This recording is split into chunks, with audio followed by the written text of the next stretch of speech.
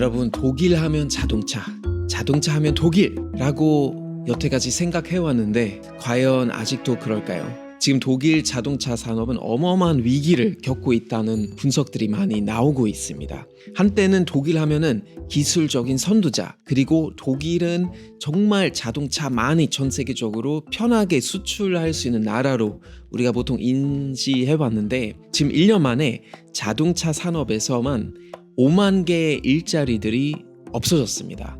그리고 트럭이랑 버스 생산하는 만이라는 회사도 지금 앞으로 한 2,300개의 일자들이 또 없앨 전망이라고 합니다.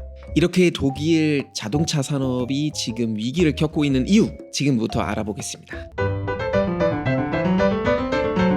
네, 사실 지금 요즘은 자동차 업에서 떠오르고 있는 새로운 플레이어가 있죠. 바로 중국인데요. 최근에 28개의 글로벌한 자동차 생산 기업들을 봤을 때는 역시 중국이 곧 독일을 추월할 것이다 라는 말이 나오고 있고요. 최근에 뮌헨에서 국제 자동차 박람회가 열렸는데요. 독일 차보다 심지어 중국 차들이 더 많이 보였다고 합니다. 특히 BYD라는 회사가 요즘 어마어마한 활약을 하고 있죠. 자동차에 대해서 얘기할 때는 이제 뗄래야 뗄 수 없는 주제, 바로 전기차잖아요. 전 세계적으로 추세가 이제 전기차로 흘러간다고 얘기하는데요. 하지만 유럽은 아직 그 정도 아니라고 보시면 될 것 같아요. 실제로 지금 현재 총 운영하는 자동차들은 전 세계적으로 10%만이 전기차라고 얘기하더라고요. 근데 중국은 1월부터 9월까지 새로 출시된 전기차가 650만 개 가까이 되는데요. 이게 전해보다 약 45%가 증가했다고 합니다. 어마어마하죠. 반대로 유럽에서는 사람들이 생각보다 전기차를 그렇게 많이 타지는 않아요. 지금 새로 등록된 차량들의 17%만이 전기차라고 얘기하고요. 저도 사실 대한민국에 있다가 독일 가면 좀 놀래요. 생각보다 전기차가 실제로 많이 보이진 않아요. 자, 그러면은 유럽 사람들은 왜 이렇게 전기차를 아직도 많이 사지 않을까요? 사실 큰 이유 3가지 정도 있다고 보시면 될 것 같아요. 비용을 봤을 때는 전기차에 대한 기대감 굉장히 높았고, 하지만 계산이 잘못됐다는 분석이 나오고 있습니다. 아직도 생산하는 비용이 많이 들고 특히 배터리 비용이 많이 든다고 하는데요. 그래서 실제로 전기차하고 일반 가솔린 차량을 비교했을 때 2030년 정도 돼야 대략적으로 가격이 비슷해진다고 합니다. 실제적으로 비용 문제, 두 번째는 바로 인프라 문제가 있다고 하더라고요. 그러니까 물론 지금 요즘 인프라가 많이 좋아졌고 충전소가 많아졌죠. 근데 이제 충전하는 시간도 그렇고 충전할 수 있는 장소들의 문제가 있는데, 이제 아까 말씀드렸던 중국 BYD 자동차는 최근에 급속 충전이 이제 가능해지면서 5분 안에 400km 정도의 거리를 주행할 수 있게끔 충전된다고 합니다. 근데 독일은 사실 유럽 내에서 봤을 때, 유럽 연합 내에서 봤을 때는 충전소가 그래도 꽤 있는 편이고, 심지어 급속 충전이 가능한 나라 1위라고 이제 얘기하고 있어요.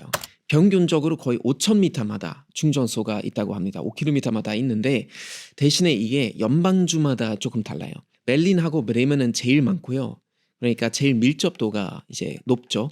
대신에 슐레스비크 홀슈타인주 가면 평균적으로 12,000m마다 충전소가 하나 있으니까 사실 조금 걱정할 부분들이 아직도 존재한다고 생각하시면 되고요. 충전하는 시간도 평균적으로 30분에서 60분 정도 걸린다고 하는데요. 한 번에 충전할 때 한 450km의 거리를 주행할 수 있다고 합니다. 세 번째 부분이 바로 불안한 정책이거든요. 전기차 구입하는 사람들을 위한 프리미엄 그런 혜택들이 있었는데요. 이게 2023년 말쯤에 취소됐대요.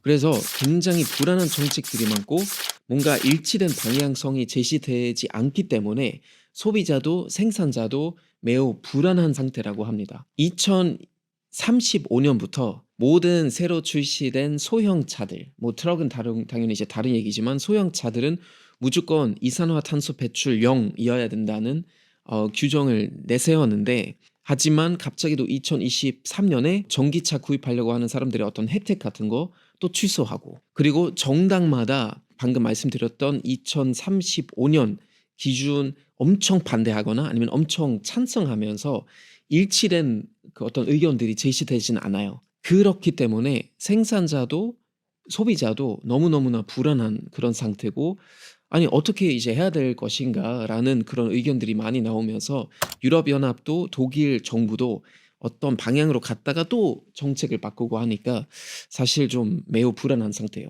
그래서 비용 문제, 인프라 문제, 그리고 정책 문제, 이 세 가지가 소비자 입장에서 사실 전기차보다 아직도 가솔린 차량을 선택하는 어떤 이유를 주는 거죠. 그래서 사실 EU 연합에서 2035년부터 무조건 이산화탄소 뭐 제로 이런 어떤 규정을 내세웠는데, 전체적인 시장의 흐름이고 사람들의 수요이고 하니까 이렇게 전기차를 좀 대중화시키는 목적은 생각보다 이렇게 빨리 현실화되진 않을 것 같아서 5월에 EU 정부가 좀 엄격했던 그런 규정들을 다시 조금씩 완화시켰다고 얘기하더라고요. 그래서 시장이 정말 따라올 수 있게끔 조금 더 정책을 다시 완화시키면서 좀 지켜봐야 되는 그런 상황이 된 것 같습니다. 자, 그러면은 이렇게 비용, 인프라, 그리고 정책 문제 속에서 각 독일 자동차 브랜드들은 어떤 전략을 세우고 어떤 방향을 잡을까요? 한 번씩 살펴보겠습니다. 일단 한때는 정말 럭셔리 차로 인지됐던 포르쉐 이야기부터 한번 얘기해 드리자면, 저는 최근에 아는 형한테 그 뉴스를 듣고 깜짝 놀라서 찾아봤는데요. 포르쉐는 2분기 때 거의 91%의 수익 손실을 입었다고 합니다. 거의 91%, 어떤 출처는 심지어 95%까지라고 하기도 하는데요. 정말 어마어마하죠. 그래서 원인 주로 이제 세 가지 꼽히는데요. 하나는 일단 중국 시장입니다. 포르쉐에 대한 수혜가 확 떨어졌대요, 옛날에 비해서. 또 하나는 이제 뭐 트럼프 대통령의 관세 문제였고요. 또 세 번째는 독일에서도 국내 경제가 요즘 좋지는 않기 때문에 그 약한 경제 때문에 사람들의 수요가 떨어지면서 결국 이렇게 손실을 많이 입었다고 합니다. 그래서 포르쉐는 원래 2030년까지 모든 차량들의 80% 이제 전기차로 바꾸려고 했었는데요. 이 목표가 더 이상 현실적이지 않다고 판단되면서 다시 전략을 바꾸고 있습니다. 볼크스와겐도 전기차에 대한 기대를 조금 낮추면서 결국 휘발유차에 다시 투자하기로 했는데요. 그래서 2030년까지 무려 55빌리언 유로의 그 개발에 투자한다고 합니다. 메세데스 벤츠, 주로 독일에서 그냥 메세데스라고 하는데요. 메세데스 벤츠는 중국 시장에서 3분기 때 거의 30%의 손실을 입었다고 합니다. 그래서 메세데스도 앞으로 전략을 많이 바꿨는데, 한때는 특히 코로나 시국에 굉장히 럭셔리한 차 위주로 많이 브랜딩 하려고 하다가 지금은 전략을 바꿔서 다시 전체적인 어떤 모든 층을, 고객들을 향해서 타겟을 삼고 차를 생산하려고 하는 것이고요. 2030년까지 새로 출시된 모든 차량들을 전기차로 출시하려고 했었는데요. 하지만 전략을 바꿔서 2027년까지 많아봤자 총 비중의 30%만 전기차로 설정하기로 했습니다. 아우디 같은 경우는 특히 서유럽에서 그래도 전기차의 선두자로 자리매김했습니다. 그래서 서유럽에서는 전기차 봤을 때는 볼크스와겐, 아우디, 그리고 포드가 어느 정도 앞서가고 있긴 한데요. 하지만 아우디도 중국 시장에서 많은 손실을 입었다고 합니다. 그래서 앞으로 아우디도 자기 전략을 어떻게 잡을 것인지 좀 지켜봐야 할 것 같습니다. 마지막으로 BMW는 모든 기술에 대한 포용력이라는 마인드를 내세우면서 휘발유차, 뭐 하이브리드, 그리고 전기차 모든 기술들을 일단 지켜보면서 시장의 흐름을 보고 있는 것 같습니다. 사실 전기차에 대한 기대감이 매우 높았죠. 매우 높았는데요. 지금 독일 그리고 유럽연합에서도 전기차에 대한 그런 희망적인 계산이 생각보다 잘 되진 않았구나라는 마인드를 가지고 있는 것 같아요. 그래서 전문가들에 따르면 장기적인 흐름을 봤을 때 무조건 전기차로 갈 것이긴 하지만 아마 당분간은 일반 휘발유차하고 전기차가 조금 평행하게 가다가 천천히, 생각보다 이 변화가 조금 더 천천히 갈 것 같다는 분석이 나오고 있습니다. 장기적으로 전기차가 정말 대중들의 마음을 사로잡고 완전히 대중화되려면 여러 가지 조건들이 주어져야 할 텐데요.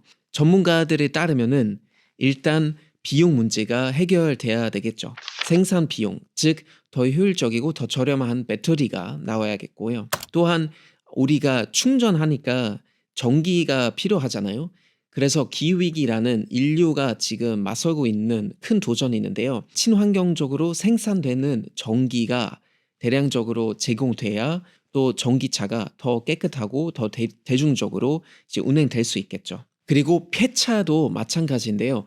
더 친환경적으로 폐차가 처리돼야 앞으로는 또 전기차가 대중화될 수도 있다는 전망이 나오고 있습니다. 독일 자동차 산업이 요즘 아주 큰 위기를 겪고 있다는 말들이 나오고 있고 수많은 기사들 또 관련해서 쏟아져 나오고 있습니다. 근데 일부 전문가들은 또 희망을 갖고 얘기하고 있는데요. 지난 60년, 70년 동안 독일 자동차가 늘 경쟁 속에서 잘 살아남았고 또 혁신적으로 새로 개발됐고요. 그래서 어느 정도 생산이 됐을 때 좀 자유롭게 그리고 혁신적으로 이 자동차가 생산될 수 있다면 아마 앞으로도 독일 자동차 산업이 잘 살아남고 중국이라든지 또 다른 시장들하고 잘 경쟁할 수 있지 않을까라는 전망이 나오고 있는데요. 저는 독일 자동차 전문가 아니다 보니까 저도 막 정확하게 말씀드리긴 좀 어렵긴 하지만요. 지금은 약간 위기 속에 있겠지만 제가 볼 때는 독일에서 어느 정도 시장이 열려 있고 또 혁신적인 그런 기술들이 계속 또 나올 수 있거든요. 그래서 독일 자동차 이제 끝났다. 이 산업이 끝났다라고 좀 쉽게 결론을 내리는 것보다 독일 자동차 산업 좀 믿고 앞으로 좀 지켜봐야 하지 않을까 그런 생각이 들기도 합니다. 저는 믿고 있습니다. 아무튼 오늘 독일 큰 자동차 브랜드들의 어떤 전략, 전기차의 어떤 현재 위치, 사람들의 인식 관련해서 좀 말씀드렸는데요. 아마 뭐 내후년 또 5년 뒤에, 10년 뒤에 아마 또 시장이 많이 바뀌었을 거니까 그때 다시 한번 현재 상황을 좀 지켜봐야 될 것 같습니다. 저는 다음에도 재미있는 독일 관련된 주제를 갖고 찾아오겠습니다. Ich hoffe, es hat Ihnen Spaß gemacht und dass wir uns bald wiedersehen. Bis zum nächsten Mal. 안녕!